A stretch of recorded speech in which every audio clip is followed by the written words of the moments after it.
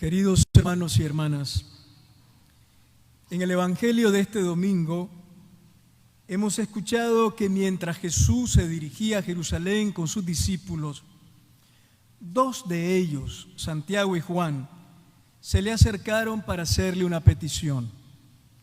Concédenos que nos sentemos en tu gloria, el uno a tu derecha y el otro a tu izquierda. Lo que le piden contrasta radicalmente con la vida y la enseñanza de Jesús, en quien se ha hecho presente un Dios apasionado por el ser humano a tal punto que se ha rebajado hasta nosotros para darnos su misma vida. El Evangelio no dice que Santiago y Juan hayan tenido mala intención en su petición o que buscaran hacer daño con sus anhelos de poder. Sin embargo, Jesús les hace ver lo equivocados que estaban, diciéndoles: ustedes no saben lo que piden. En la petición de los dos discípulos, más que maldad, hay ignorancia.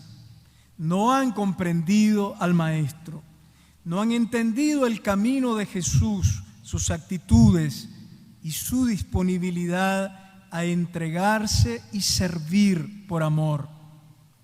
Jesús nunca intentó dominar, ni jamás habló de ocupar tronos de gloria. Solo buscó servir y hacer el bien a todos. Jesús no rechaza ni condena a aquellos dos discípulos, sino que más bien intenta ensancharles el corazón, ofreciéndoles lo más grande que podía ofrecerles. Los invita a beber su propio cáliz a través de la experiencia de entregar la propia vida por amor a los demás. Y los invita también a pasar por su mismo bautismo, sumergiéndose incluso en la muerte para que otros puedan vivir en plenitud. A continuación, Jesús llamó a los 12, a todo el grupo, y les dijo: ustedes saben que aquellos a quienes se consideran gobernantes entre los pueblos los dominan con tiranía, y los poderosos los oprimen abusando de su poder. Jesús desea que sus discípulos no sean ingenuos y reflexionen sobre el modo con el que se ejerce el poder en el mundo y que a lo largo de los siglos hasta hoy ha hecho y sigue haciendo tanto daño. Jesús no quiere que sus discípulos reproduzcan la venenosa lógica de la superioridad y del dominio. Y les va a hablar ahora sobre esto, pero no a partir de una teoría ni apoyándose en una ideología, sino a partir de la realidad histórica que Él conoce y que también los discípulos conocen, o al menos deberían conocer. Jesús conocía los antiguos relatos bíblicos que hablaban de la opresión que habían padecido los israelitas a manos del faraón en Egipto. No ignoraba la dolorosa historia de su pueblo, causada por la injusticia, la corrupción y la violencia ejercida por los reyes de Israel. Jesús no desconocía lo que había sido la política expansionista de los antiguos imperios de Asiria y de Babilonia, que llevaron al exilio a miles y miles de israelitas. Era consciente del poder del imperio romano que en esa época oprimía a su pueblo. Jesús sabía también lo inmoral, ambicioso y cruel que era Herodes Antipas, gobernador de Galilea, quien había asesinado a Juan Bautista y a quien el mismo Jesús le llamaba zorro. Jesús sabía lo inescrupuloso y criminal que era Pilatos, el procurador de Judea, quien a menudo mandaba a reprimir con violencia, asesinando impunemente. Jesús no era ingenuo. Sabía cómo se había ejercido el poder y cómo se continúa ejerciendo todavía hoy. Jesús nos enseña que hay que tener memoria histórica y cultivar una visión crítica de la forma en que se ejerce el poder en el mundo. Porque si un pueblo no conoce su historia o la olvida con facilidad, vuelve a cometer una y otra vez los mismos errores. Por eso, una de las armas preferidas de los poderosos para dominar es distorsionar la historia. En los pueblos que viven sin memoria histórica, el futuro es el pasado que regresa continuamente. Cuando no nos interesamos por desentrañar y denunciar los malévolos mecanismos de opresión de quienes gobiernan, nos vamos acostumbrando a ser esclavos. Conocer la historia y ver con ojos críticos la realidad, como ha hecho Jesús en este Evangelio, nos permite sentar las bases de una nueva convivencia, de una nueva sociedad, sin caudillismos ni autoritarismos que provocan siempre tanta pobreza, dolor y muerte. Jesús no critica simplemente los vicios subjetivos del egoísmo o de la ambición, sino que desmonta el engaño y la deshumanización que hay en el poder. Su juicio profético sobre el poder no distingue entre un poder bueno y un poder perverso. Para Jesús, todo poder, entendido como imposición y dominio, es inhumano y es destructor. Por eso, teniendo en cuenta el modo en que se ejerce el poder en el mundo, Jesús exhorta a sus discípulos y a nosotros también hoy, diciéndonos que no sea así entre ustedes. Jesús nos propone, en cambio, una lógica que rompe con la dinámica de la imposición y del dominio que rige en el mundo. Suplanta el poder por el servicio y entiende la grandeza como abajamiento de amor. No se trata de buscar tronos, sino de despojarse de sí mismo y entregar la vida en gesto de amor gratuito para los demás. Escuchemos las palabras inolvidables de Jesús. El que quiera llegar a ser grande entre ustedes, sea su servidor. Y el que quiera llegar a ser el primero entre ustedes, sea el esclavo de todos. Jesús no quiere seguidores sentados en tronos, sino humildes servidores que como Él sepan dar la vida con compasión.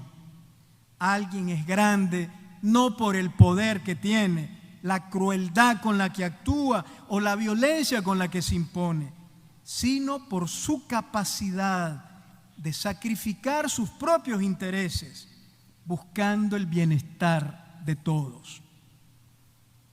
Jesús desea que la iglesia esté siempre al lado de los demás, más bien a los pies de los demás para servirles, nunca por encima para dominarlos. Mientras otros oprimen, nosotros aliviamos y liberamos.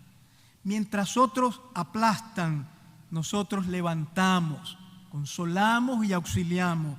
Mientras otros reprimen y encarcelan, nosotros denunciamos la opresión y luchamos por la liberación. Nuestro modelo es el mismo Jesús, quien vino no a ser servido, sino a servir.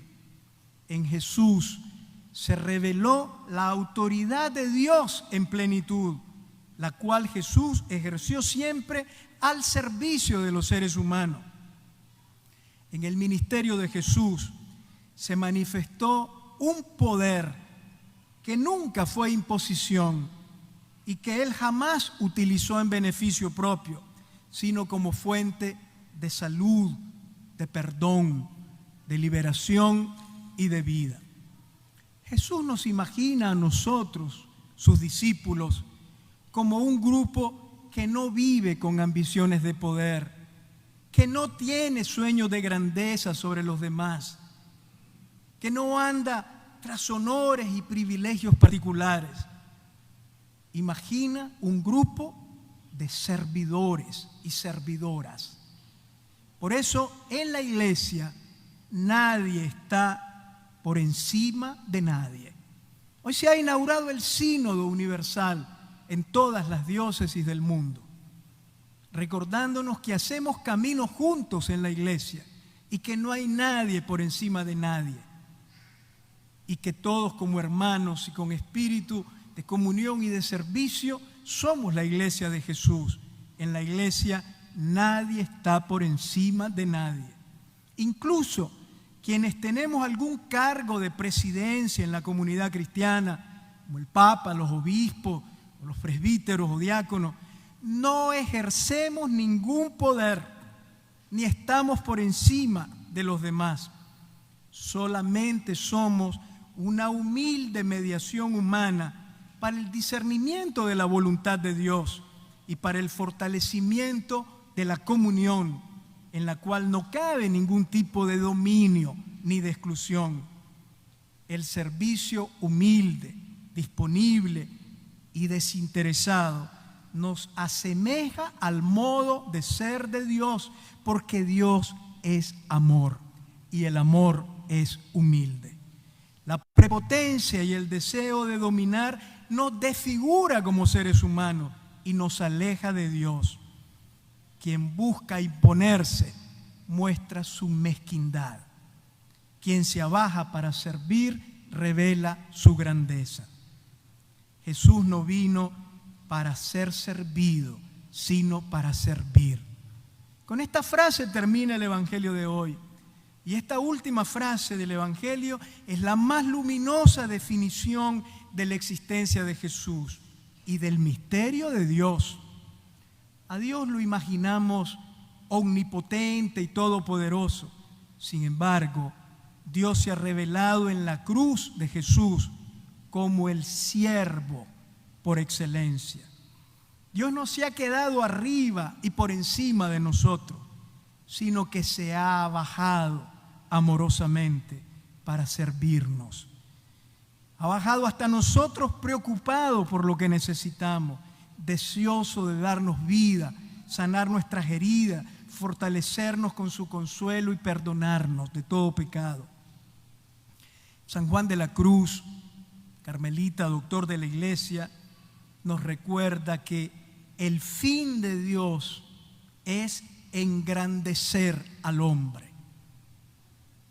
Por eso se ha bajado, pues como dice el santo, tan profunda es la humildad y la dulzura de Dios.